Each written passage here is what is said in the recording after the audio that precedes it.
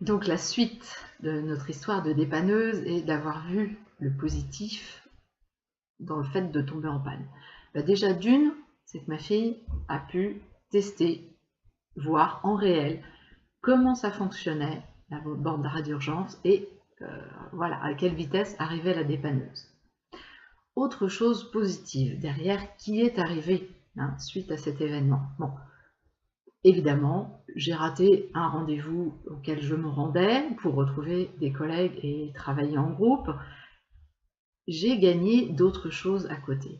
La première, c'est que je suis allée louer une voiture donc chez un loueur qui était à côté du garage, puisque le garage dans lequel ma voiture a été emmenée n'avait plus de voiture à sa disposition pour m'en louer une. Donc j'ai loué une voiture et j'ai pu découvrir que les nouvelles voitures étaient équipées d'un système main libre pour le téléphone, chose que j'ai fort appréciée durant les 8 jours de location. Ma voiture n'étant pas prête, puisqu'en fait, bon, il y avait quand même une panne certaine, voilà, il y avait un souci au niveau du moteur et une fuite au niveau d'une durite. Ma voiture n'étant pas prête, j'ai un ami qui m'a prêté la sienne. Voilà, donc pendant 15 jours ensuite, j'ai un ami qui gentiment m'a prêté sa voiture le temps que la mienne soit réparée. Donc ce sont des choses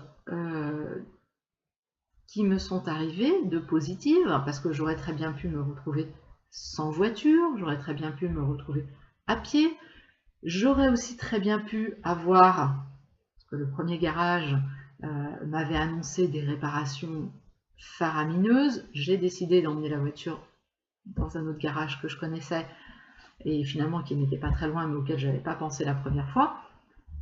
Et finalement, il y avait juste une petite durite de percée, et voilà, les réparations n'ont pas été onéreuses. Donc, dans un événement, il y a toujours du bon, on peut dire, et du moins bon. Voilà, des choses qui sont agréables, des choses qui sont moins agréables à vivre.